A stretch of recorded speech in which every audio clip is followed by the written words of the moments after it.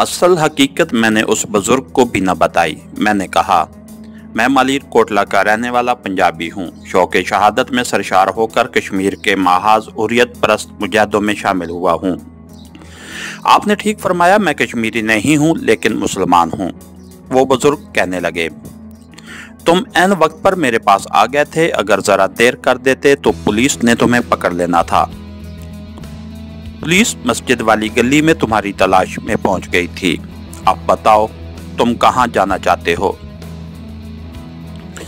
मैंने अपनी जेब से जालंधर का रेलवे टिकट निकाल कर दिखाया और कहा, मैं जालंधर पहुंचना चाहता हूं। वहां से किसी न किसी तरह जम्मू कश्मीर चला जाऊंगा।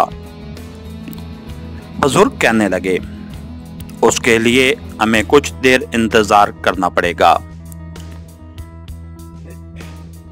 क्योंकि पुलिस रेलवे स्टेशन और लारी अड्डों पर तुम्हारी निगरानी कर रही होगी। खुफिया एजेंसी के जिस आदमी ने तुम्हें देखा हुआ है उसने तुम्हारा हुलिया पुलिस को बता दिया होगा।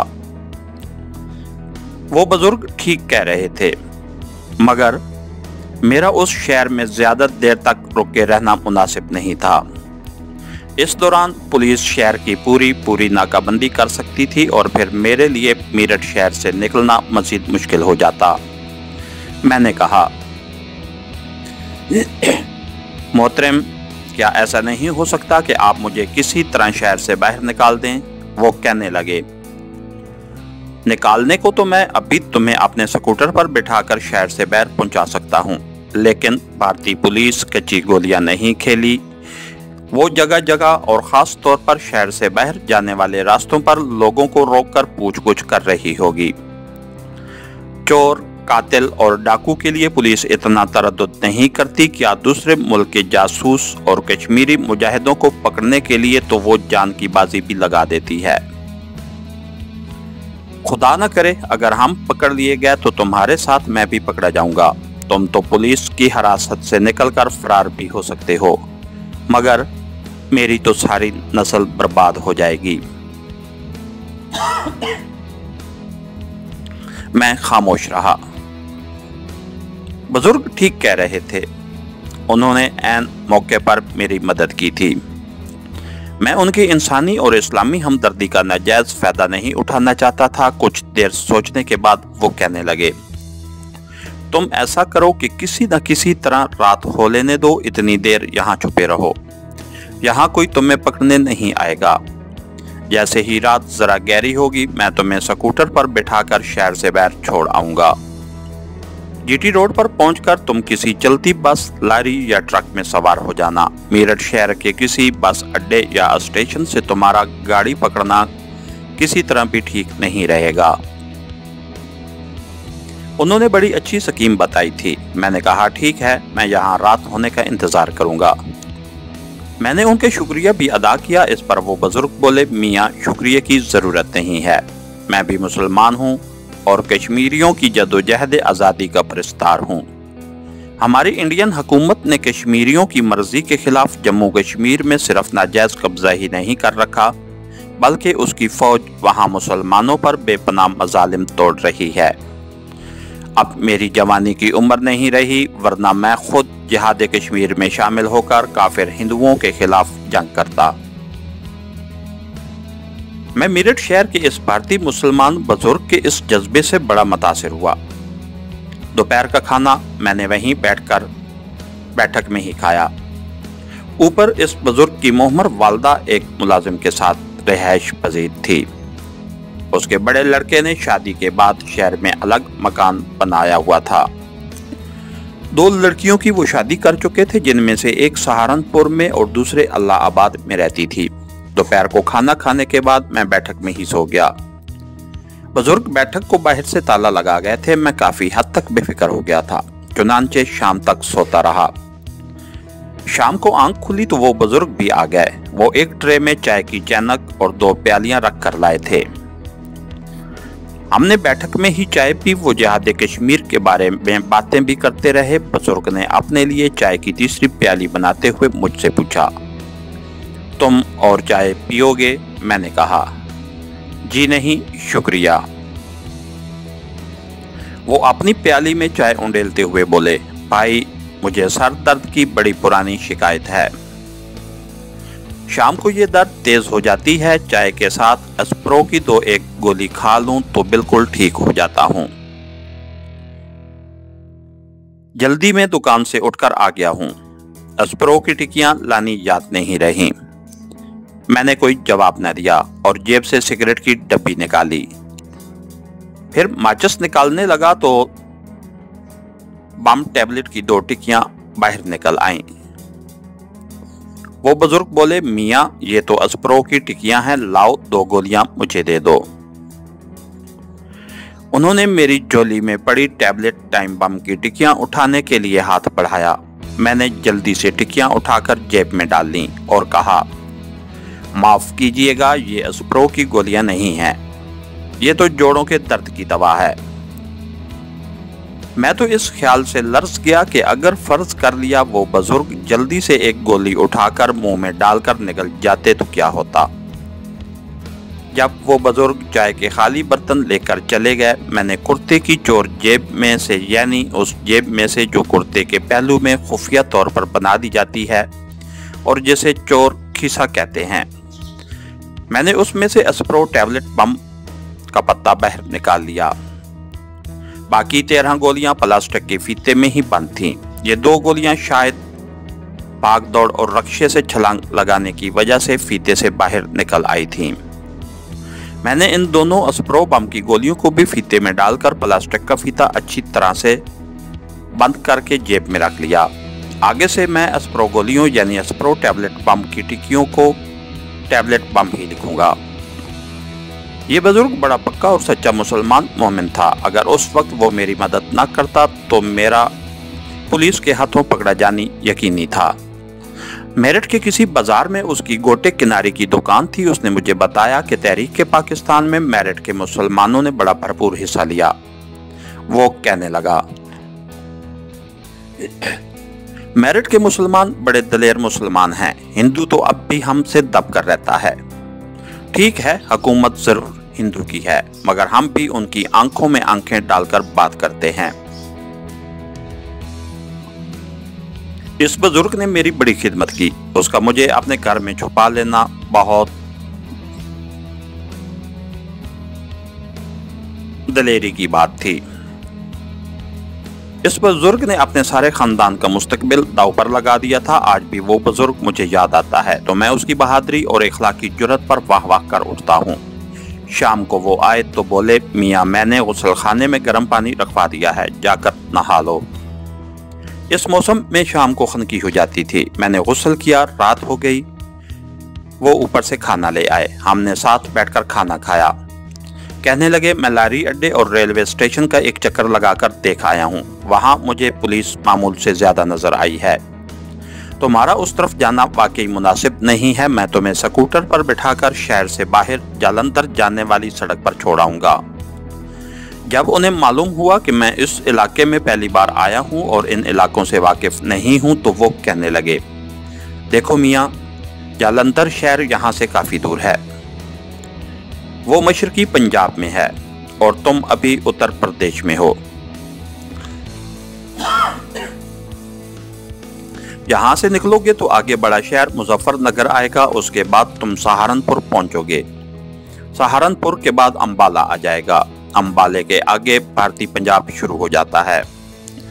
अंबाले के बाद लुधियाना और फिर जालंधर आएगा। सफर बाकी लंबा था। इन महीनों में कि पुलिस मेरा पीछा कर रही थी, जीटी रोड पर भी सफर करना खतरे से खाली नहीं था, मगर मेरे सामने दूसरा कोई रास्ता नहीं था सिवाय उसके कि मैं जीटी रोड से हटकर खेतों में पैदल सफर करूं, जो मुमकिन नहीं था। मैंने दिल में यही तय कर लिया था कि अल्लाह का नाम लेकर निकल पड़ता हूं, आगे जो होगा देखा जाएगा। रात के 11 साढ़े 11 का टाइम होगा जब वो बुजुर्ग मुझे अपने स्कूटर के पीछे बिठाकर गली में से निकले। बाजारों में काफी खामोशी थी, ट्रैफिक भी ना होने के बराबर था, मगर सड़क के किनारे बत्तियां रोशन थीं। वो मुझे ऐसे रास्तों से लेकर गए जहां रोशनियां ज्यादा नहीं थीं और पुलिस का चेकिंग का खतरा नहीं था। हम खेतों से भी गुजरे, फिर जीटी रोड आ गई जिस पर थोड़े थोड़े फासले पर लगे खंभों पर बल्ब रोशन थे। उसने मुझे दो खंभों के दरमियान जहां जरा अंधेरा था उतार दिया और कहा, लो भाई, अब तुम्हें खुदा के सुपुर्द किया। यहाँ जो लारी जालंधर की तरफ जाने वाली आएगी उसकी पहले चेकिंग हो चुकी होगी। फिर भी जरा होशियार होकर बैठना। खुदा हाफिज। मैंने उस बुजुर्ग का शुक्रिया अदा किया तो वो हाथ हिलाकर स्कूटर स्टार्ट करके अंधेरे में गुम हो गया। मैं जीटी रोड पर अकेला खड़ा था। सड़क ज्यादा कुशादा नहीं थी, दोनों तरफ दरख्त थे जिनमें अंधेरा था। पीछे मेरठ शहर की जानिब शहर की थोड़ी थोड़ी रोशनियां झलमिलाती नजर आ रही थीं। मैं सड़क से उतरकर एक तरफ होकर खड़ा हो गया। उस बुजुर्ग ने मुझे खास तौर पर हदायत की थी कि किसी ट्रक वगैरह को हाथ देने की कोशिश न करना, हो सकता है वो पुलिस वालों की गाड़ी हो। लारी की निशानी उन्होंने ये बताई थी कि सवारियों वाली लारी की पेशानी पर भी एक बत्ती जल रही होती है। थोड़ी देर बाद मेरठ की तरफ से ऐसी ही एक लारी आती दिखाई दी। मैंने आगे होकर उसे हाथ दिया मगर लारी न रुकी। शायद रात के वक्त ड्राइवर रुकना नहीं चाहता था या शायद लारी सवारियों से पहले ही भरी हुई थी। एक ट्रक आकर गुजर गया। थोड़ी देर के बाद दूसरी लारी आई, मैंने उसे हाथ दिया, वो भी ना रुकी। ये लारी भी सवारियों वाली लारी थी। उसके बाद आधा घंटा मैं सड़क के किनारे दरख्त के नीचे बैठा सिगरेट फूंकता रहा मगर सवारियों वाली लारी ना आई। शायद रात 12 बजे के बाद मेरठ से सवारियों वाली लारी नहीं चलती थी। जब यह ख्याल ज़हन में पैदा हो गया तो मैंने सोचा कि मैं सारी रात तो यहाँ बैठ नहीं सकता। बेहतर है कि कोई ट्रक वगैरह आए तो उसे हाथ देकर रोकने की कोशिश करता हूँ। जो होगा देखा जाएगा। उसी शहर से निकलना भी जरूरी था। मजीद आधा घंटा गुजर गया। इस दौरान जालंधर अंबाले की तरफ से 2-3 ट्रक आए और मेरठ की तरफ निकल गए। मेरठ की तरफ से सिर्फ एक ट्रक गुजरा जिसने मेरे हाथ के इशारे पर भी ट्रक नहीं रोका। आखिर दूर से किसी गाड़ी की रोशनियां नजर आईं तो मैं सड़क के किनारे आकर खड़ा हो गया। रोशनियां करीब आई तो मैंने हाथ का इशारा दिया। ये कोई कार थी। कार पहले तो आगे निकल गई, थोड़ी दूर जाकर रुकी और फिर उसी तरह पीछे को आने लगी और मेरे करीब आकर ठहर गई। कार के अंदर की बत्ती रोशन हो गई। मैंने देखा कि ड्राइविंग सीट पर एक नीली साड़ी वाली औरत बैठी है जिसने खूब मेकअप किया हुआ था। उसने साथ वाली सीट की तरफ हाथ बढ़ाकर खिड़की शीशा नीचे किया और मुझसे पूछा, कहां जाना है। मैं इस औरत की दलेरी पर बड़ा हैरान हुआ कि आधी रात के वक्त उसने सुनसान जगह पर एक अजनबी आदमी के लिए गाड़ी रोक दी है और अब पूछ रही है कि कहां जाना है। मैंने जल्दी से कहा, बस मुझे अगले शहर तक ले चलें, आपकी बड़ी मेहरबानी होगी। उसने दरवाजा खोल दिया और कहा, अंदर आ जाओ। मैं जल्दी से सीट पर बैठ गया। गाड़ी का दरवाजा बंद कर दिया। गाड़ी आगे चल पड़ी। गाड़ी में किसी अत्तर की बड़ी मशहूर कर देने वाली खुशबू फैली हुई थी। औरत ने गाड़ी का गियर बदलते हुए पूछा, अगला शहर तो मुजफ्फरनगर है, क्या तुम मुजफ्फरनगर जाओगे? मैंने कहा, अगर आपको उससे भी आगे जाना है तो मुझे आगे ले जाएं, मैं आगे जाकर उतर जाऊंगा। औरत हंस पड़ी। कहने लगी, आखिर तुम्हें कहां जाना है? मैं तो लुधियाने जा रही हूं, क्या तुम मेरे साथ लुधियाने चलोगे?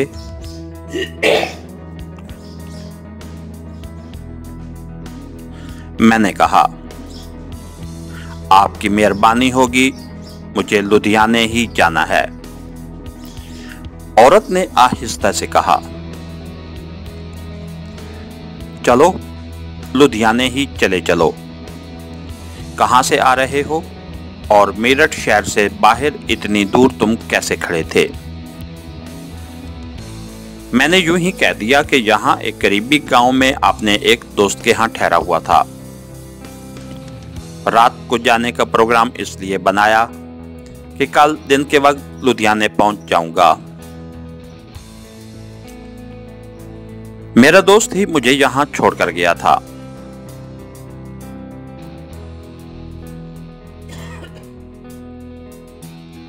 उसने कहा था कि हाथ देने से कोई ना कोई लारी जरूर तुम्हें बिठा लेगी, मगर 2 लारियां आकर निकल गईं, कोई नहीं रुकी। उस औरत ने मुस्कुराते हुए कहा, कोई बात नहीं यार, हम तुम्हें लुधियाने ले चलेंगे और तुमसे किराया भी नहीं लेंगे। ये कहकर औरत खिलखिलाकर हंस पड़ी। वो पंजाबी में मुझसे बात कर रही थी। जब उसने यार का लफ्ज अदा किया तो मैं मोहतात हो गया। औरत की आवाज मर्दों जैसी भारी आवाज थी। उसकी उम्र 40 वर्ष के करीब होगी। रंग गोरा था, बालों में खिजाब लगाया हुआ था, आंखों के गिर्द हल्के से बने हुए थे। उसने गाड़ी के डैशबोर्ड में से सिगरेट पैकेट और लाइटर निकालकर मुझे दिया और बोली, प्लीज मुझे इसमें से एक सिगरेट निकालकर सुलगा दो। तुम सिगरेट पीते हो ना? मैंने कहा, जी हाँ, कभी कभी पी लेता हूं। वेरी गुड, बस एक सिगरेट अपने लिए भी सुलगा लो। ये सिगरेट बड़ी आला क्वालिटी के थे। मैंने एक सिगरेट सुलगाकर उस औरत को दिया, एक सिगरेट खुद सुलगा लिया। गाड़ी एक खास रफ्तार के साथ जीटी रोड पर अंबाले की जानिब रवाना थी। उसने सिगरेट का धुआं छोड़ते हुए एक हाथ से टेप रिकॉर्डर का बटन दबाते हुए कहा, गाना सुनोगे? मुझे तो पंजाबी गाने बड़े पसंद हैं। गाड़ी की फिजा किसी औरत के पंजाबी गाने से गूंजने लगी। गाने वगैरह का मुझे बस वाजिबी सा शौक था। कहीं कोई रिकॉर्ड लगा हो तो सुन लेता था। इंडिया के फिल्मी गाने मैंने कभी नहीं सुने थे और ना ही सुनता था, क्योंकि इंडिया मेरा दुश्मन मुल्क था। ये पंजाबी गाना जिसकी टेप उस औरत ने लगाई थी फिल्मी गाना नहीं था। अजीब सी आवाज थी गाने वाली की, बिल्कुल मर्दाना आवाज थी। औरत साथ साथ हल्की सी आवाज में खुद भी गाने लगी। गाड़ी ने 2-3 मील का फासला तय किया होगा कि सड़क पर एक जगह पुलिस के आदमी खड़े नजर आए। वो हाथों के इशारों से गाड़ी को रुकने के लिए कह रहे थे। मैं अगली सीट पर बैठा बैठा साकित सा हो गया। इतना वक्त भी न चला कि मैं गाड़ी का दरवाजा खोलकर बाहर कूदकर भाग सकूं। इस औरत ने बड़ी बेनियाजी से गाड़ी पुलिस के सिपाहियों के बिल्कुल पास जाकर रोक दी और खिड़की का शीशा उतारते हुए रोहबदार आवाज में पूछा, क्या बात है? गाड़ी क्यों रोकी है? सड़क पर 2 पुलिस कांस्टेबल खड़े थे। इतनी देर में दरख्तों में से निकलकर 3 पुलिस कांस्टेबल आ गए। उन सब के कांधों पर राइफलें लटक रही थीं। पुलिस कांस्टेबल ने कहा, मैडम जी, एक मुल्जिम मफरूर है, उसकी तलाश में नाकाबंदी कर रखी है। उस औरत ने गुस्सीली आवाज के साथ कहा, मैं तुम्हें मुल्जिम लगती हूं? जानते हो मैं कौन हूं? उसने पर्स में से एक कार्ड निकालकर कांस्टेबल को दिखाया। ये देखो, मैं तुम्हारे इंस्पेक्टर जनरल पुलिस की बीवी हूं। सारे कांस्टेबल गाड़ी से परे हटकर अटेंशन हो गए। उन्होंने बड़े जोर से सलूट मारा और भागकर सड़क पर जो रुकावट खड़ी कर रखी थी उसे हटा दिया। जब हमारी गाड़ी उनके करीब से गुजरी तो सिपाहियों ने एक बार फिर सलूट किया। मैं तो अल्लाह के करम पर हैरान रह गया। कहाँ मुझे ये लग रहा था कि बस अब पुलिस के हत्थे चढ़ गया, और कहाँ ये कि वही पुलिस जो मुझे गिरफ्तार करने के लिए वहां आई थी सलाम करके पीछे हट गई थी। मैंने अल्लाह का शुक्र अदा करते हुए आंखें बंद कर लीं और सिगरेट बाहर फेंक दिया। तब मैंने उस औरत से कहा, आप इतने बड़े पुलिस अफसर की पत्नी हैं और रात को अकेली सफर कर रही हैं। कोई ड्राइवर भी आपने नहीं लिया। आप वाकई बड़ी बहादुर औरत हैं। मैंने सोचा कि इस औरत की थोड़ी बहुत तारीफ जरूर कर देनी चाहिए। उसने मुस्कुराकर कहा, आईजी पुलिस की बीवी हूं, इसलिए तो अकेली भी सफर कर लेती हूं। मुझे कौन हाथ लगाएगा? वैसे भी मैं मर्दों से नहीं डरती। आखिर मर्द एक औरत के साथ ज्यादा से ज्यादा क्या बुरा सलूक कर सकता है? मुझे सब कुछ पसंद है। मैं सोचने लगा कि ये औरत किस किस्म की हो सकती है। फिर मैंने उसके बारे में सोचना बंद कर दिया, क्योंकि मुझे उस औरत से अगर कोई दिलचस्पी थी तो सिर्फ इतनी थी कि वो मुझे मेरठ शहर से निकाल कर ले जाए। अब जबकि मुझ पर यह हैरत अंगेज इंकशाफ हो चुका था कि वो आईजी पुलिस की बीवी है, तो वो मेरे लिए बहुत बड़ा खतरा भी थी। मैं तो एक तरह से अपने आप पुलिस के घेरे में आ गया था। जाहिर है ये लुधियाने जा रही है। रास्ते में हो सकता है मजीद पुलिस के आदमी उसका खैर मुकद्दम करने के लिए आ जाएं। वो मुझे देखेंगे तो जरूर पूछेंगे कि मैं कौन हूँ।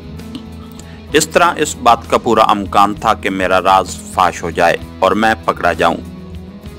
मैंने सोच लिया कि मैं इस औरत के साथ ज्यादा दूर नहीं जाऊंगा और अगले शहर मुजफ्फरनगर में ही उतर जाऊंगा। मैंने उस औरत से यूं ही बातें करने की गर्ज से कहा,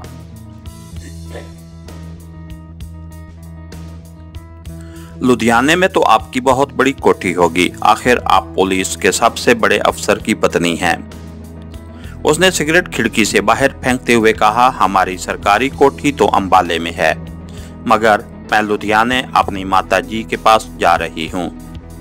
मैं सोचने लगा कि अगर मैं इस औरत के साथ बैठकर लुधियाने तक भी चला जाऊं तो इसमें कोई हर्ज नहीं है, क्योंकि पुलिस के पास मेरी तस्वीर तो है नहीं। इंटेलिजेंस के आदमी ने तो मेरी शक्ल ही देखी थी और मेरा हुलिया ज्यादा से ज्यादा मेरठ की पुलिस वालों तक ही महदूद होगा।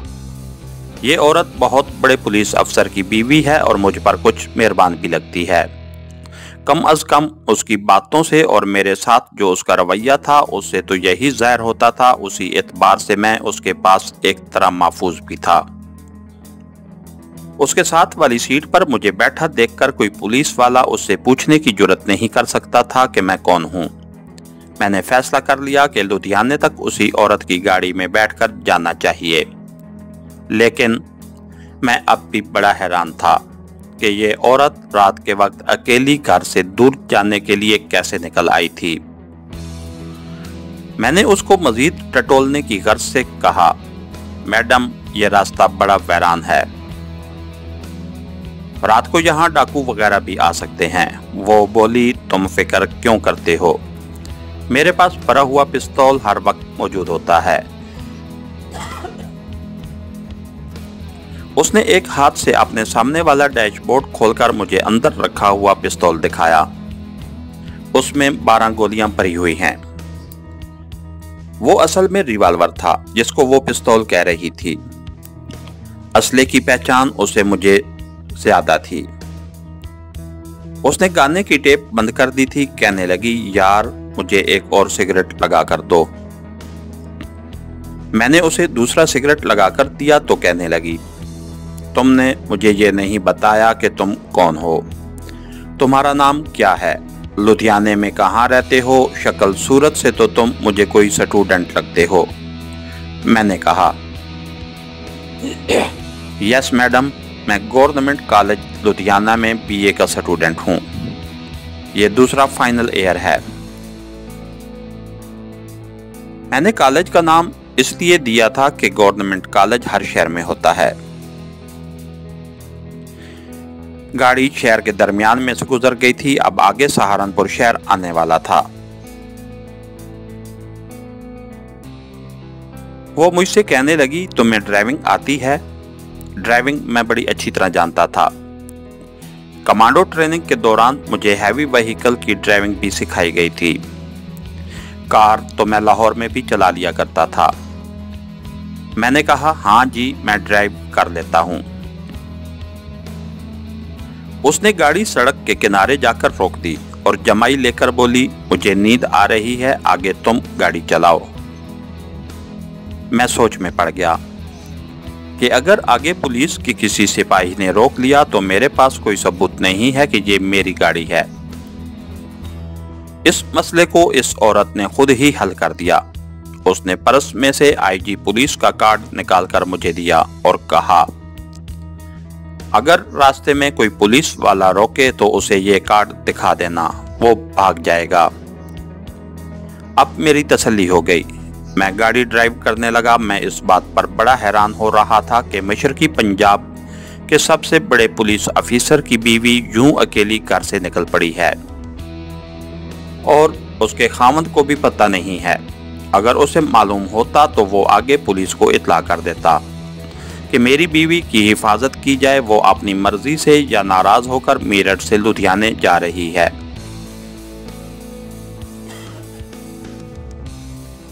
ये औरत सिख थी और उसने मुझे अपना नाम हरपाल कौर ढल्लू बताया था। ढल्लू उसके आईजी पुलिस खामद की जात थी। अपनी शक्ल, शुबहात और बातों से मुझे वो कुछ दूसरी किस्म की औरत लगती थी, मगर मुझे उसके किरदार के किसी भी पहलू से कोई दिलचस्पी ना थी। मैं सिर्फ ये चाहता था कि किसी तरह मैं उस इलाके से निकल जाऊं और पुलिस की दस्तरस से बाहर जाऊं। उसके लिए कुदरत ने मुझे एक हैरत अंगेजी मौका फराहम कर दिया था, यानी खुद पुलिस मेरी हिफाजत कर रही थी। हरपाल कौर पिछली सीट पर सो गई थी। कार जीटी रोड मुजफ्फरनगर को पीछे छोड़ आने के बाद अब सहारनपुर की तरफ बढ़ रही थी। सड़क वीरान और अंधेरी थी। कार की हेडलाइट्स में से सड़क नजर आती थी। यहाँ सड़क के किनारे बिजली के खंभे भी नहीं थे। मैं दरमियानी रफ्तार से गाड़ी ले जा रहा था। अचानक सड़क पर दरख्त का बहुत बड़ा मटन बिल्कुल दरमियान में पड़ा नजर आया। मैंने वहीं ब्रेक लगाकर ब्रेक यकदम लगाने से हरपाल कौर की आंख खुल गई। उसने पीछे से नींद भरी आवाज में पूछा, क्या हुआ है, ब्रेक क्यों लगा दी? मैं अभी उसको जवाब देने ही वाला था कि अचानक दो आदमी मेरी खिड़की के सामने आए। उन्होंने मुंह पर कपड़ा लपेट रखा था। एक ने राइफल का बट जोर से मारकर खिड़की का शीशा तोड़ा और राइफल की नाली मेरी कनपट्टी से लगाकर कहा, जो कुछ माल पानी है निकाल दो। हरपाल कौर ने जब देखा कि डाकू आ गए हैं तो घबराने की बजाय उसने बड़े रौब में कहा, मैं आईजी पुलिस करतार सिंह ढल्लू की बीवी हूं। सीधी तरह जिधर से आए हो उधर चले जाओ, नहीं तो सारी उम्र जेल में सड़ते रहोगे। दूसरे डाकू के पीछे दरख्त के पास एक और डाकू बंदूक ताने खड़ा था। उसने उसे आवाज देकर कहा, अरे अंदर औरत भी है। तीसरे डाकू ने सुना तो वहीं से आवाज दी, अरे औरत को निकाल कर ले चलते हैं। जिस डाकू ने मेरी कनपट्टी के साथ राइफल की नाली लगाई हुई थी, उसने अंदर हाथ डालकर खिड़की खोल दी और मुझे बाहर निकलने को कहा। मैं बाहर निकल आया। उन्होंने हरपाल कौर को भी खींचकर गाड़ी से निकाल दिया। हरपाल कौर डाकुओं को गालियां देने लगी। मुझे इतना पता था कि हरपाल कौर का रिवॉल्वर डैशबोर्ड में है, मगर डाकुओं ने मुझे डैशबोर्ड की तरफ हाथ बढ़ाने की मोहलत नहीं दी थी। अब सूरत हाल का नक्शा ऐसा था कि एक डाकू राइफल की नाल मेरी गर्दन से लगाए मेरे पास खड़ा था। एक डाकू कार की तलाशी ले रहा था। जो डाकू कार की तलाशी ले रहा था उसने डैशबोर्ड में से रिवॉल्वर निकालकर कहा, अरे ये पिस्तौल भी है। रिवॉल्वर उन्होंने अपने कब्जे में कर लिया। अब डाकू हरपाल कौर को अपने साथ ले जाने के लिए उसे खींचने लगे। हरपाल कौर ने चीख कर मुझसे कहा, तुम मर्द हो कि क्या हो? इन डाकुओं में से किसी को खबर नहीं थी कि उनकी मौत उनके सरों पर मंडला रही है। उन्हें मालूम ही नहीं था कि उनके पास एक तरबियत याफ्ता कमांडो खड़ा है। मुझे इस औरत का एक आम ड्राइवर समझ रहे थे। चुनांचे जो दो डाकू हरपाल कौर को पकड़कर एक तरफ खींच रहे थे, उन्होंने अपनी बंदूकें या राइफलें कांधों पर डाल रखी थीं। वहां दरख्तों के नीचे अंधेरा था। गाड़ी की हेडलाइट्स अभी तक जल रही थीं। उनकी रोशनी के अक्स में मुझे एक एक चीज साफ नजर आ रही थी। जिस डाकू ने राइफल की नाली मेरी गर्दन के साथ लगाई हुई थी, वो बराबर मेरे पास ही खड़ा था। शायद वो इस बात का इंतजार कर रहा था कि उसके साथी औरत को खींचकर सड़क से कुछ दूर ले जाएं, तो वो मुझे धक्का देकर खुद भी उनके पास चला जाए। लेकिन इस दौरान मैंने सोच लिया था कि मुझे क्या करना है। मेरे लिए ये कोई मुश्किल काम नहीं था। सिख औरत ने मुझे ताना दिया था कि तुम मर्द होकर तमाशा देख रहे हो, तुम्हें क्या हो गया है। मैं उसके ताने से बिल्कुल मुश्तिल नहीं हुआ था, क्योंकि मैं उस वक्त तक अपनी हिकमत अमली तय कर चुका था। बस वो सिर्फ एक लम्हा ही था। जिस तरह बिजली चमक कर गायब हो जाती है, मैंने अपने उल्टे हाथ को एक खास जाविये से अपने पहलू में खड़े डाकू की राइफल की नाली पर जोर से मारा। राइफल उसके हाथ से गिर पड़ी। उसके साथ ही मैंने डाकू की नाव पर लात मारी। वो हाय कहकर झुका तो मैंने उसकी गर्दन अपने बाजू के शिकंजे में लेकर एक झटका दिया। एक तरबियत याफ्ता कमांडो का एक झटका ही काफी होता है। झटका देने से पहले मैंने उसकी गर्दन का रुख दूसरी तरफ कर दिया था। डाकू की गर्दन का मनका टूट चुका था। अंधेरे में दूसरे डाकुओं को मालूम न हो सका कि उनके साथी के साथ क्या हुआ है। वो कुछ फासले पर भी थे और वहां अंधेरा भी था। मैंने राइफल उठा ली। इस काम में ज्यादा से ज्यादा 3 सेकंड लगे होंगे। डाकू की सिर्फ एक हाय निकली थी। मुझे कुछ हैरत भी हुई थी कि उसके मुंह से हाय की आवाज क्यों निकली, क्योंकि कमांडो ट्रेनिंग के मुताबिक मुझे उसकी नाव के नीचे एक ऐसे मकाम पर लात से जरब लगानी चाहिए थी कि जहां जरब लगते ही आदमी को इस कदर शदीद तकलीफ होती है कि उसके मुंह से हाय भी नहीं निकलती। लेकिन ट्रेनिंग के बाद ये मेरा पहला असली ऑपरेशन था, इसलिए थोड़ी सी गलती हो गई थी। दरख्तों में मुझे दोनों डाकू अंधेरे में भी साफ नजर आ रहे थे, क्योंकि अब मेरी आंखें एक कमांडो की उकाबी आंखें थीं। डाकू सिख औरत को बाजुओं से पकड़कर खींच रहे थे और वो जमीन पर बैठी हुई शोर मचा रही थी।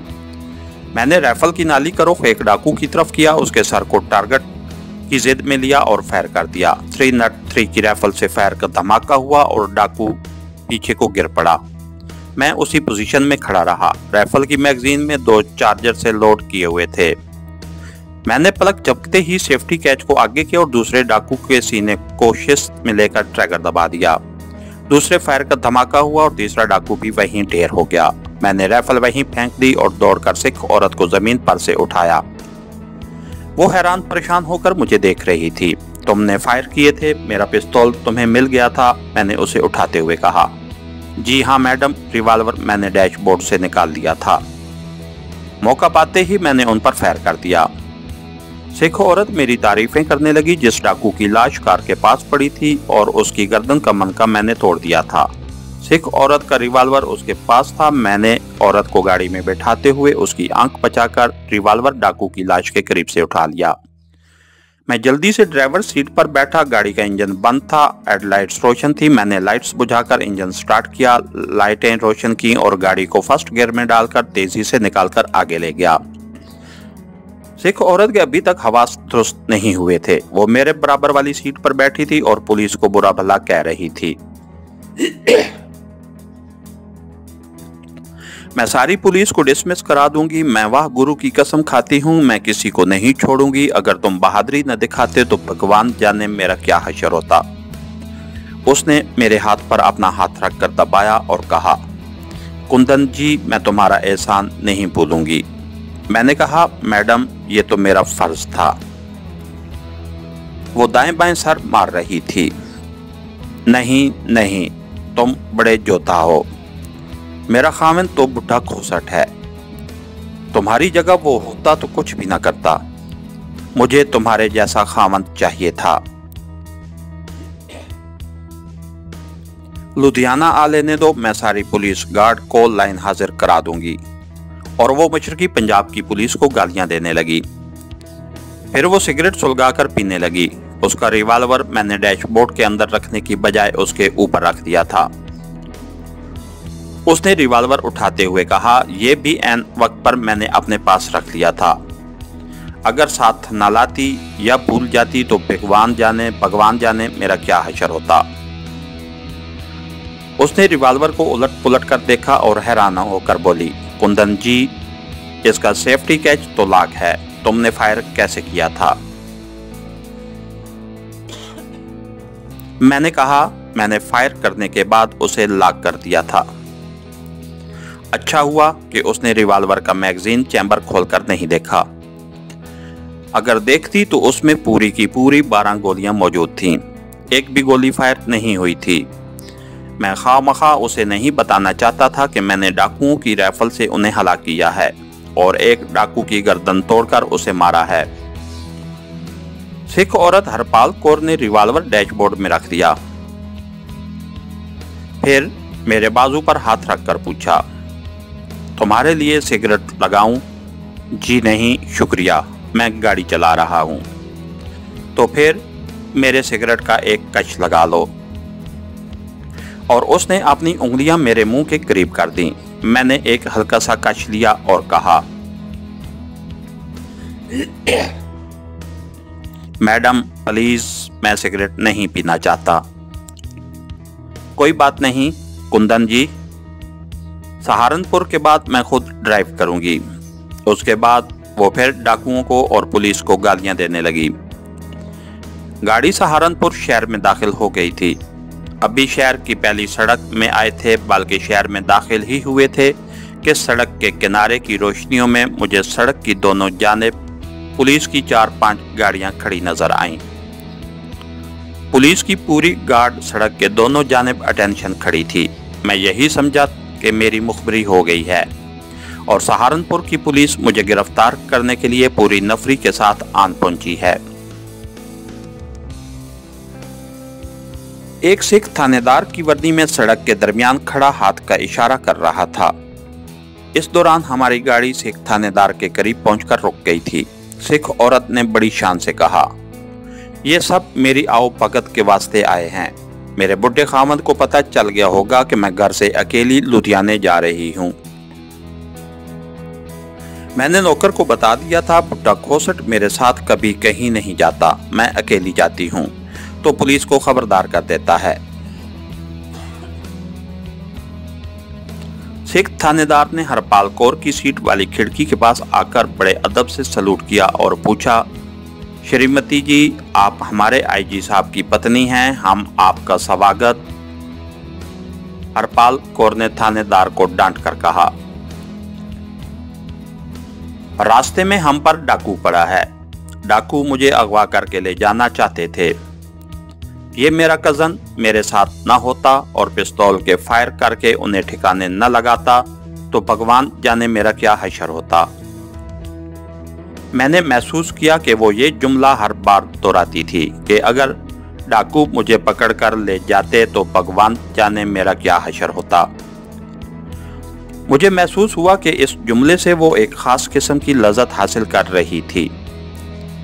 सिख थानेदार ने उसी वक्त हवालदार और सब इंस्पेक्टर को बुलाकर हुक्म दिया कि रास्ते में डाकुओं ने वारदात की है, फौरन सारे इलाके को घेरे में ले लो। फिर उसने हरपाल कौर से पूछा, ये वारदात कहाँ हुई है मैडम? यहाँ से 15-20 मील पीछे। थानेदार ने उसी वक्त पुलिस की गार्ड पीछे रवाना कर दी और हरपाल कौर से माफिया मांगने लगा कि ये हमारी गलती है, हमें माफ कर दें, डाकुओं का एक गिरोह हमारे हाथ से निकल गया है, वही ये वारदातें कर रहा है, हम अभी उन्हें पकड़कर आपके सामने पेश करेंगे। हरपाल कौर ने कहा, अब वहां तुम्हें उनकी लाशें ही मिलेंगी। थानेदार ने अदब से कहा, मैडम जी, हमें आईजी साहब का फोन आ गया था। लुधियाने आपकी माता जी के घर तक हमारी पुलिस का स्क्वाड आपके साथ जाएगा। हरपाल कौर ने करख्त लहजे में थानेदार को डांटते हुए कहा, अब तुम्हारी स्क्वाड का क्या फायदा होगा, जो होना था वो तो हो गया। जब डाकुओं ने हमें पकड़ा था उस वक्त तुम्हारी पुलिस कहाँ थी? मैं तुम्हारी सारी पुलिस के कान पकड़वा दूंगी। लुधियाने जाते ही ढल्लू साहब को फोन करती हूँ। थानेदार घबरा गया, खुशामद करने लगा। हरपाल ने मुझे कहा, कुंदन जी गाड़ी चलाओ। मैंने इंजन स्टार्ट कर दिया।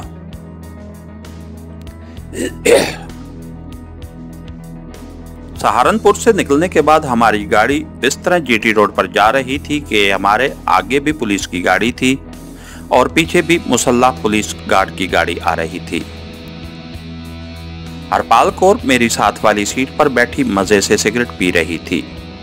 कहने लगी, तुम थक गए तो मेरी सीट पर आ जाओ, मैं गाड़ी चलाती हूँ। तुम बेशक पिछली सीट पर लेटकर थोड़ी देर आराम कर लो। नींद का सवाल ही पैदा नहीं होता था। एक, मैं वैसे ही पुलिस की हिरासत में था, दूसरा ये हिरासत मुझे गिरफ्तार कराने के लिए नहीं थी बल्कि एक तरह से मेरी हिफाजत के लिए थी। दूसरी नींद अब मेरी गुलाम बन चुकी थी। वो मेरे हुक्म की मुंतज़िर रहती थी। मैं जब उसे हुक्म देता था वो आती थी। ये मेरी कमांडो ट्रेनिंग का कमाल था और मेरे उस्ताद कमाल शाह का भी कमाल था। मैंने कहा, नहीं मैडम, मुझे बिल्कुल नींद नहीं आ रही, मैं बड़े मज़े से गाड़ी चला रहा हूँ।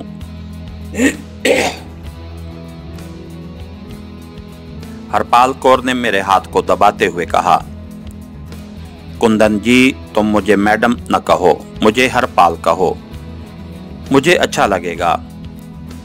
वो अपने बुढ़े खामद की बुराइयां करने लगी। मरण जोगा शराब पी पी कर बर्बाद हो गया है। एक तो वैसे ही उम्र में मुझसे 3 साल बड़ा है। जानते हो कुंदन जी, मैं उसकी दूसरी बीवी हूँ। बस मेरा गाना सुनने आया करता था, वहीं मुझ पर लट्टू हो गया। अब उसमें जरा भी दम नहीं रहा, हर वक्त शराब के नशे में होता है। सरकार में उसकी बहुत चलती है। वजीरों मंत्रियों को उसने दोस्त बनाकर रखा है। उनके हर जायज नाजायज काम कर देता है, इसलिए अभी तक रिटायर नहीं हुआ। जब सिख औरत ने यह कहा कि उसका खामद उसका गाना सुनने आया करता था तो सारी बात मेरी समझ में आ गई और उस औरत का सारा किरदार मेरे सामने वाज़े हो गया। अब औरत मेरे लिए कोई मौमा नहीं थी। वो जो कुछ कर रही थी उसे ऐसा ही करना चाहिए था। अब सिर्फ मुझे उससे अपने आप को बचाना था, क्योंकि मैं उस रास्ते का मुसाफिर नहीं था जिस रास्ते पर वो मुझे ले जाना चाहती थी। मैं सिर्फ ये सोच रहा था कि लुधियाने तक औरत के साथ चलूं कि अंबाला पहुंचकर गाड़ी से उतर जाऊं और वहां से कोई ट्रेन लूं। अगरचे मैं एक तरह से पुलिस के हाथों महफूज था, फिर भी खतरा था कि पंजाब की पुलिस के पास मेरा हुलिया ना पहुंच गया हो और मैं गिरफ्तार ना हो जाऊं, क्योंकि इस तरह पुलिस के मैयत में ज्यादा देर तक रहना मुनासिब नहीं था। किसी वक्त भी मेरा भांडा फूट सकता था। जब हमारी गाड़ी अंबाले पहुंची तो वहां हम रुक गए। पुलिस ने हमारी जबरदस्त खातर मदारत शुरू कर दी। हमें बेहतरीन बर्तनों में चाय पिलवाई गई, साथ आला किस्म के बिस्किट भी थे। मैंने मौका देखकर हरपाल कौर से कहा, हरपाल जी, मेरा ख्याल है मैं अंबाले ही उतर जाता हूँ। वो क्यों? हरपाल कौर ने परेशान सा होकर पूछा। मैंने कहा, मुझे याद आ गया है कि अंबाले में मुझे अपने एक दोस्त को एक जरूरी पैगाम पहुंचाना है। आपके साथ अब पुलिस की पूरी गार्ड है, डर की कोई बात नहीं है। हम गाड़ी में ही बैठे थे। गाड़ी में अंधेरा सा था। हरपाल कौर ने मेरा हाथ थाम लिया और बोली, कुंदन जी, तुम्हें मेरी जान की कसम है, लुधियाने तक मेरे साथ चलो, फिर बेशक वहां से अपने घर चले जाना। मैं इनकार न कर सका। उस वक्त रात का पिछला पैर भी टलने लगा था। मैं इनकार न कर सका। उस वक्त रात का पिछला पैर भी टलने लगा था। थोड़ी देर अंबाले में रुकने के बाद हम लुधियाने की तरफ चल पड़े। लुधियाना शहर की आबादी में हमारी गाड़ी पुलिस की गाड़ियों की हिफाजत में दाखिल हुई तो वहां से लुधियाना पुलिस की एक वैगन भी पुलिस के हिफाजती स्क्वाड में आन शामिल हुई। उस वक्त हरपाल कौर ने खुद स्टीयरिंग संभाल लिया था और वो खुद ड्राइव कर रही थी। सूरत हाल ऐसी बन गई थी कि मैं उसे कह न सका कि यहाँ गाड़ी रोको, मैं उतरना चाहता हूँ। आगे पीछे पुलिस की गाड़ियाँ थीं। मुझे ये खतरा था कि अगर मैं किसी जगह उतर गया तो पुलिस का कोई आदमी मेरे पीछे ना लग जाए। आखिर मैंने ये फैसला किया कि इस औरत के घर तक ही जाना बेहतर है। वहाँ से मैं मौका महल देखकर निकल जाऊंगा और जालंधर जाने वाली कोई बस, लारी या ट्रेन पकड़ लूंगा। हमारी गाड़ी शहर के फैशनेबल इलाके में आ गई थी। यहाँ कुशादा बागीचों वाली पुरानी टाइप की कोठियाँ थीं, जिनके बरामदों में बल्ब जल रहे थे। उस वक्त तक अभी सूरज नहीं निकला था, मगर सुबह का नूर चारों तरफ झलकने लगा था। हरपाल को गाड़ी एक कोठी के अंदर ले गई और पोर्च में जाकर खड़ी कर दी। फिर मेरी तरफ देखकर कहा, कुंदन जी, तुम एक बहादुर नौजवान ही नहीं हो, तुमने मेरी जान भी बचाई है। मैं तुम्हें अपने माता जी से जरूर मिलाऊंगी। पुलिस की गाड़ी वहां से वापस चली गई थी। हरपाल कौर ने मुझे एक सजे हुए बड़े हाल कमरे में बिठाया और किसी को आवाज दी। एक नौकरानी दौड़ती हुई आंखें मलती आई और हरपाल कौर को देखकर हाथ जोड़कर प्रणाम किया और कहा, माता जी जाग रही हैं। सरदार जी का 3-4 दफा फोन आ चुका है मेरठ शहर से। हरपाल कौर ने नौकरानी को कोई जवाब न दिया। मेरी तरफ देखा और मुस्कुराहट के साथ कहा, आओ कुंदन जी, मैं तुम्हें माता जी से मिलाती हूँ। मैं खामोशी से उसके पीछे पीछे चल पड़ा। वो मुझे दूसरे कमरे में ले गई जो बेडरूम में था। दीवारों पर शीशे में जड़ी हुई सिखों के गुरु साहिबान की रंगीन तस्वीरें लगी थीं। सोफा सेट के साथ डबल बेड पर बूढ़ी औरत शेर की खाल जैसा पतला कंबल घुटनों तक लिए तकियों के सहारे निमतराज थी। उसके बाल सफेद थे और चेहरे पर चुर्रियों से भरा हुआ था। ये हरपाल कौर की माताजी थीं। सिर्फ एक बात इस बूढ़ी खातून में मुझे नुमाया और अलग नजर आई और वो ये थी कि उसके बूढ़े होंठों पर पान की लाली जमी हुई थी।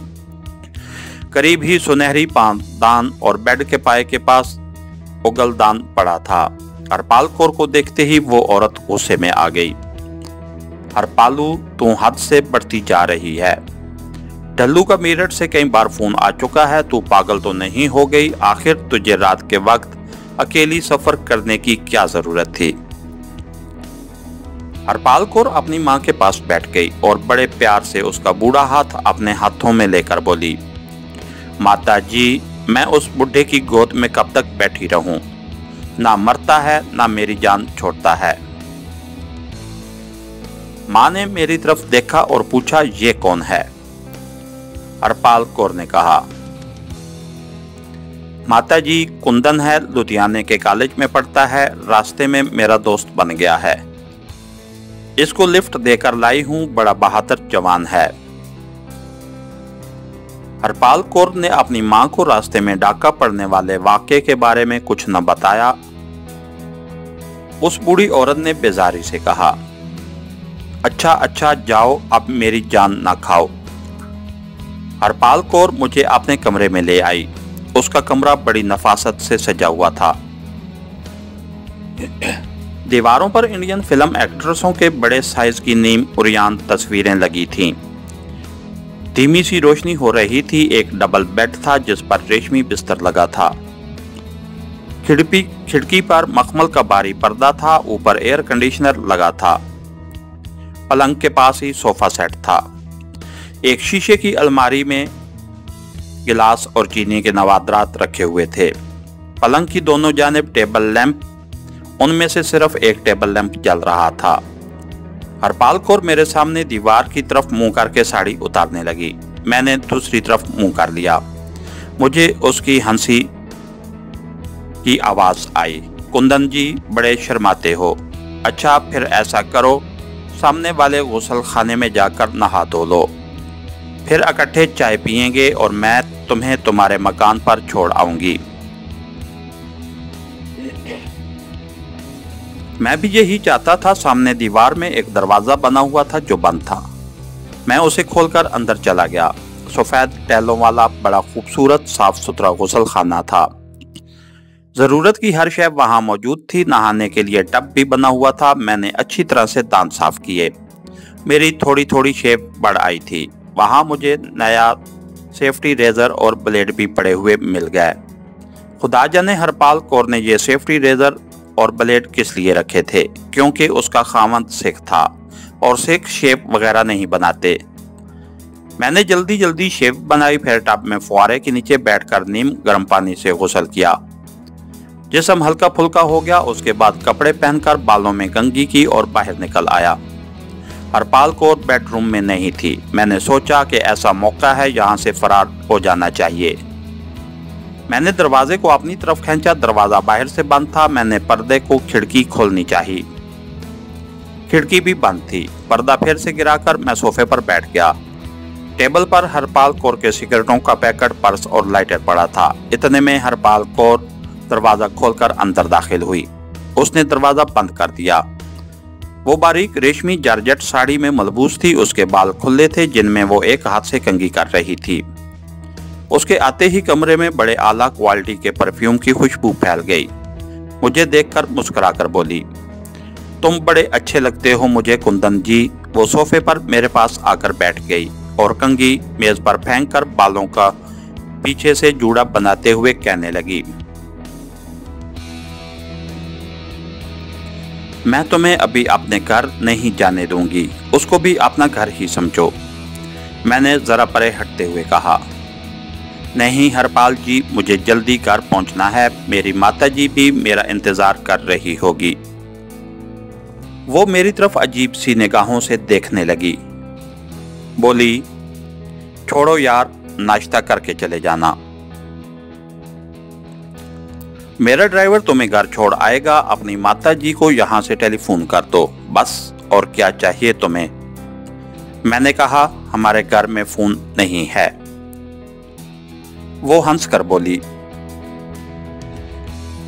मैं पुलिस अफीसर की बीवी हूं, तुमने मेरी शान देख ली है। तुम चले गए तो मैं पुलिस भेजकर तुम्हें घर से बुलवा लूंगी, फिर क्या करोगे।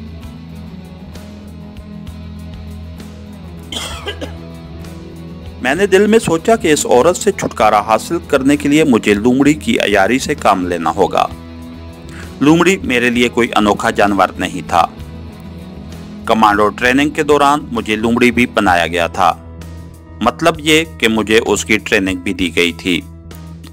अगर इस किस्म के हालात पेश आ जाएं तो किस तरह लूमड़ी की मकारी और अयारी से काम लेना होता है। मैंने भी मुस्कुराते हुए कहा, अच्छा हरपाल जी, मैं अभी घर नहीं जाता।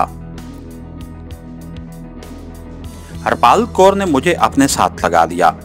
मैंने मूड बदलने के लिए फौरन कहा, मुझे तो सख्त भूख लग रही है। जल्दी से अलग होकर उसने जोर से आवाज दी। नौकरानी दरवाजा खोलकर अंदर आई। हरपाल ने कहा, नाश्ता अभी तक क्यों नहीं लगाया। नौकरानी ने कहा, मैडम जी लगा दिया है, मैं यही कहने आई थी। दूसरे कमरे में जाकर हम दोनों ने इकट्ठे नाश्ता किया।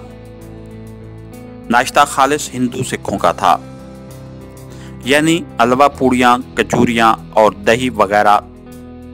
नाश्ता करने के बाद वो मुझे वापस अपने बेडरूम में ले आई।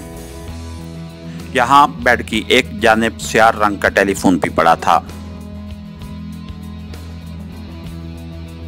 टेलीफोन की घंटी बजी। हरपाल कौर साड़ी दुरुस्त करती हुई उठी और टेलीफोन उठाकर बोली, हेलो। दूसरी तरफ से उसका सिख खामद बोल रहा था। उसका पता मुझे हरपाल की गुफ्तगू से हो गया। वो बड़े दुरुस्त लहजे में उससे बात कर रही थी। वो इस तरह झड़क रही थी जिस तरह नौकरों को झटका जाता है। साफ पता लग रहा था कि उसका खामद अपनी बीवी से बेहद डरता है और उसे अपने पास रखने पर मजबूर है। हरपाल कौर ने यह कहकर फोन बंद कर दिया कि अब मुझे फोन न करना, मैं सारी रात की जागी हुई अब सोने जा रही हूं। फिर मेरी तरफ देखकर कहने लगी, तुम समझ गए होगे, ये मेरे बुढ़े खामद डल्लू का फोन था। मेरठ में बैठा शराब पी रहा है। मैं उसे शराब के नशे में मदहोश छोड़कर आई थी। फिर अचानक उसने मुझसे पूछा, तुम शराब पीते हो कुंदन जी? जरूर पीते होगे, इंडिया में तो सभी पीते हैं। मैंने कहा, नहीं हरपाल जी, मैं शराब नहीं पिया करता। वो कहका लगाकर हंस पड़ी। मेरे घुटने पर हाथ रखकर बोली, चलो ना पीना। मैं कभी कभी थोड़ी सी पी लिया करती हूं, मगर शाम को पीती हूं। तुम मेरे पास रहोगे तो मैं तुम्हारे सामने पीऊंगी। इस दौरान मेरे दिमाग में एक और स्कीम बिल्कुल मुकम्मल होकर तैयार हो चुकी थी। मैं इस औरत की खास तौर पर पुलिस में जो हैसियत थी उसका फायदा उठाते हुए जम्मू पहुंचना चाहता था, क्योंकि लुधियाना से जालंधर और जालंधर से जम्मू तक अकेला जाने में मुझे रास्ते में कई खतरात पेश आ सकते थे। उसकी अहम वजह यह थी कि पंजाब में खालिस्तान की तहरीक का बड़ा जोर था और सिक्योरिटी इतनी सख्त थी कि मेरे साथ कुछ भी पेश आ सकता था, जबकि ये औरत मशरकी पंजाब के आईजी पुलिस की बीवी थी और उसका असर व रसूख मैं देख चुका था। मैंने उसके असर व रसूख से फायदा उठाने के लिए एक स्कीम तैयार कर ली थी। चुनांचे उस स्कीम पर अमल करते हुए मैंने हरपाल कौर से कहा, हरपाल जी, मेरा मन आपसे अलग होने को बिल्कुल नहीं चाहता, लेकिन मुझे अपनी माता जी का भी ख्याल लगा हुआ है। उन्हें मैंने मेरठ से चलते हुए फोन कर दिया था कि मैं लुधियाने सुबह के वक्त पहुंच जाऊंगा। अब वो मेरी राह देख रही होगी। मैं चाहता हूं कि घर जाकर उन्हें बता दूं कि मैं आ गया हूं और फिर कोई बहाना बनाकर वहां से निकलकर आपके पास आ जाऊंगा। हरपाल कौर ने मुस्कुराते हुए कहा, तो फिर मेरा ड्राइवर तुम्हें गाड़ी में बिठाकर ले जाएगा, तुम उसी गाड़ी में वापस आ जाना। मैं यही चाहता था। मैंने कहा, ठीक है। वो मुझे लेकर कोठी की लॉबी में आ गई, जहां पोर्च में उसकी गाड़ी खड़ी थी, जिसको वर्दीपोश सिख ड्राइवर कपड़े से साफ करके चमका रहा था। हरपाल कौर ने ड्राइवर से कहा, मंगल सिंह कुंदन जी को शहर ले जाओ, उन्हें वहां एक काम है, इस गाड़ी में वापस ले आना। मंगल सिंह ड्राइवर ने सलाम करके कहा, अच्छा बीबी जी। मैं गाड़ी में बैठ गया और गाड़ी कोठी के पोर्च से निकलकर सड़क पर आ गई। ड्राइवर ने मुझसे पूछा, महाराज किधर को जाना है? मैंने अपनी स्कीम पर अमल करते हुए कहा, गवर्नमेंट कॉलेज की तरफ चलो। मुझे कुछ पता नहीं था कि गवर्नमेंट कॉलेज लुधियाना कहां पर है। ड्राइवर ने अच्छा जी कहा और गाड़ी को आगे से मोड़कर दूसरी सड़क पर ले आया। लुधियाना शहर मैं पहली मर्तबा देख रहा था। ये शहर मुझे आम शहरों की तरह लगा। पुराने मकानों वाले कहीं खुले और कहीं कटे कटे बाजार थे।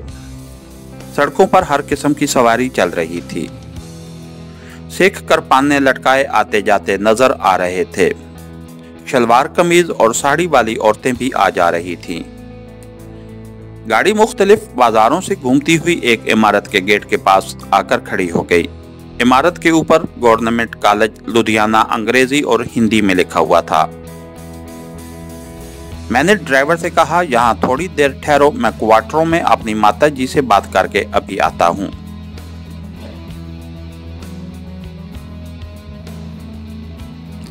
सिख ड्राइवर को मैंने इसलिए अपनी फर्जी माता जी से मिलने का कह दिया था कि वो किसी शक शुबहे में ना पड़े, लेकिन बाद में मुझे मालूम हुआ कि वो भी आईजी पुलिस ढल्लू साहब की इस तवाइफजादी बीवी के किरदार से बखूबी वाकिफ था और हरपाल कौर एक तवाइफ होने के नाते अपनी मर्जी के लोगों से अक्सर मिलती जुलती रहती थी। उसका खामंद किसी मजबूरी की वजह से अपनी तवाइफ बीवी के आगे बेबस था। हरपाल कौर ही ने मुझे भी बताया कि ये कोठी उसके खामंद ने उसके और उसकी माता जी के लिए खास तौर पर किराए पर लेकर दे रखी है, ताकि उसकी माता तवाइफों के बाजार वाले अपने कोठे में न रहे, क्योंकि हरपाल कौर अपनी माता जी से मिलने तवाइफों के बाजार में बेधड़क चली जाया करती थी। हरपाल कौर के खामद का कोई रिश्तेदार उसको नहीं मिलता था। ढल्लू साहब की कोठी जालंधर में थी, जहां उनका हेडक्वार्टर भी था, मगर वो अक्सर मेरठ में देखे जाते थे, जहां बकौल हरपाल कौर ढल्लू साहब ने किसी तवाइफ से दोस्ती कर रखी थी। बहरहाल मैं इस औरत के सारे हालात और बैकग्राउंड को पूरी तरह समझ गया था। जबरदस्त तबीयत की मालिक थी और उसका खामद किसी मजबूरी की वजह से उसके आगे भीगी बिल्ली बन चुका था। इन्हीं हालात की रोशनी में मैंने इस औरत के जरिए जम्मू पहुंचने की स्कीम बनाई थी। कॉलेज खुलने का टाइम हो चुका था। कॉलेज में हिंदू सिख लड़के किताबें हाथों में लिए इधर उधर चल फिर रहे थे। ग्राउंड में कुछ लड़के क्रिकेट भी खेल रहे थे। मैं कॉलेज में दाखिल होकर ग्राउंड की दूसरी तरफ दरख्तों में जाकर थोड़ी देर बैठा रहा। फिर कॉलेज के गेट पर आकर ड्राइवर से कहा, चलो वापस चलो। जब मैं वापस आया तो हरपाल कौर बड़ी बनी संवरी हुई थी। मुझे देखकर बोली, माताजी से कह आए हो ना कि तुम कल घर वापस आओगे। मैंने कहा, वो ऐसा हुआ है हरपाल जी के माताजी और पिताजी जम्मू चले गए हैं। वहाँ मेरी बड़ी बहन जी रहती हैं। उनकी तबीयत खराब हो गई है, घर में सिर्फ नौकर ही था। माताजी उन्हें कह गई थी कि कुंदन आए तो उसे कहना कि वो भी कॉलेज से छुट्टी लेकर जम्मू पहुंच जाए। अब मुझे जम्मू जाना पड़ेगा। हरपाल कौर मेरा हाथ अपने हाथों में लेकर सोलाने लगी और एक खास अंदाज से मेरी तरफ देखते हुए बोली, जम्मू जाना कौन सी मुश्किल बात है। मेरा ड्राइवर तुम्हें खुद जम्मू छोड़ आएगा, मगर तुम आज का सारा दिन और सारी रात मेरे पास रहोगे। सुबह सुबह तुम्हें मेरा ड्राइवर ले जाएगा। जम्मू ज्यादा दूर नहीं है, दोपहर तक तुम वहां पहुंच जाओगे। मेरी स्कीम कामयाब हो रही थी, मगर उस औरत के साथ सारा दिन और सारी रात रहना मेरे लिए एक कड़ा इम्तिहान था। एक जवान पाकबाज मर्द के लिए उससे ज्यादा सख्त इम्तिहान और क्या हो सकता है। लेकिन मैंने इस इम्तिहान में सुरखरू होने का फैसला कर लिया था। मैंने कहा, अगर आपकी खुशी इसी में है तो ठीक है, मैं आपके पास ठहर जाता हूं। वो सारा दिन और सारी रात मैंने उस मर्द मार किस्म की तवाइफ ज़ादी के पास किस किस्म के इम्तिहान में पढ़कर गुजारी, ये एक अलग कहानी है जिसको मैं यहाँ बयान नहीं करना चाहता। बहरहाल एक कमरे में बंद रहकर दिन भी गुजर गया, रात भी गुजर गई। जब पिछली रात के 4 बजे तो मैंने हरपाल कौर को जगा कर कहा, हरपाल जी, मेरा जम्मू जाने का वक्त हो गया है। हरपाल कौर जल्दी से उठ बैठी। इस मामले में वो बड़ी जिम्मेदार और अपने कौलो फेल की सच्ची औरत थी। उसने बालों को पीछे बांधते हुए कहा, मैंने ड्राइवर को कह दिया हुआ है, वो गाड़ी में ही सोया हुआ होगा। उसे जगा देना, वो तुम्हें जम्मू ले जाएगा, मगर जरा ठहरो। वो पलंग पर से उठकर अलमारी की तरफ गई। अलमारी में से उसने मुझे इंडियन करेंसी के 100 रुपए के 5 नोट निकाल कर दिए और कहा, ये अपने पास रखना। इनमें से अपनी बीमार दीदी के लिए फल फ्रूट भी खरीद कर ले जाना। मैं रुपए नहीं ले रहा था, मगर हरपाल कौर ने जबरदस्ती नोट मेरी गुलखान वाली नायलून की जैकेट की जेब में डाल दिए और मेरा माथा चूमकर कहने लगी, कुंदन जी, मुझे तुमसे सचमुच प्रेम हो गया है। जल्दी लुधियाना वापस आ जाना। वापस आकर सीधा मेरे पास आना। मैं जाने लगा तो उसने मुझे रोक कर कहा, जरा ठहरो। उसने अलमारी का निचला दराज खोलकर उसमें से एक छोटा डब्बा निकाला। डब्बे में से रेलवे के टिकट के बराबर एक कार्ड निकालकर मुझे दिया। ये ऐसा ही था जैसा विजिटिंग कार्ड होता है, मगर उस पर किसी का नाम पता वगैरह बिल्कुल नहीं लिखा था। हरपाल कौर ने कार्ड मुझे देते हुए कहा, ये कार्ड अपने पास रखना। रास्ते में कोई पुलिस वाला अगर पूछे तो उसे ये कार्ड दिखा देना। अव्वल तो मेरी गाड़ी देखकर पुलिस तुम्हें कहीं भी नहीं रोकेगी, लेकिन तुम जानते हो कि आजकल खालिस्तान की मूवमेंट चल रही है। हो सकता है पुलिस तुम्हें रोककर चेकिंग वगैरह करे। मैंने कार्ड को गौर से देखा। उस पर अंग्रेजी हरूफ में सिर्फ LOOT3 लिखा था, यानी L00T3। मैंने हरपाल कौर ने यूं ही पूछा कि ये किसका नंबर है। वो बोली, तुम्हें उससे क्या, बस ये समझ लो कि ये जादू का नंबर है। पुलिस का बड़े से बड़ा अफसर और छोटे से छोटा मुलाजिम भी इस नंबर की असलियत को जानता है। वो उसे देखकर 2 कदम पीछे हट जाएगा। उसने मेरा मुंह चूमा और कहा, मेरे प्रेतम, अब देर न लगाना, जम्मू से लुधियाना आकर सीधे मेरे पास आना। मैंने हिंदुओं की तरह हरपाल कौर को प्रणाम किया और बेडरूम से निकल गया। अक्टूबर के शुरू में 4 बजे अभी रात का हल्का अंधेरा छाया होता है। मैं कोठी के पोर्च में आया तो वहां गाड़ी खड़ी थी और अंदर ड्राइवर मंगल सिंह सोया हुआ था। मैंने उसे जगाया। वो 1.5 उम्र आदमी था, बेचारा जल्दी से उठ खड़ा हुआ। मैंने कहा, सरदार जी जम्मू जाने के लिए तैयार हो ना। मंगल सिंह गाड़ी से बाहर निकल आया था। उसने मुझे सैल्यूट मारकर कहा, महाराज बिल्कुल तैयार हैं जी, बैठो गाड़ी में। मैं जानबूझकर गाड़ी की पिछली सीट पर बैठ गया। गाड़ी पोर्च से निकालकर लुधियाने की सनसान नीम अंधेरी सड़कों पर निकल आई। इसके साथ ही हमारी आज के एपिसोड का इख्तिताम हुआ। कहानीकार चैनल को लाइक कीजिए, सब्सक्राइब कीजिए और बेल आइकन को प्रेस कर दीजिए ताकि हर आने वाली नई वीडियो आप तक बर वक्त पहुंच सके। शुक्रिया।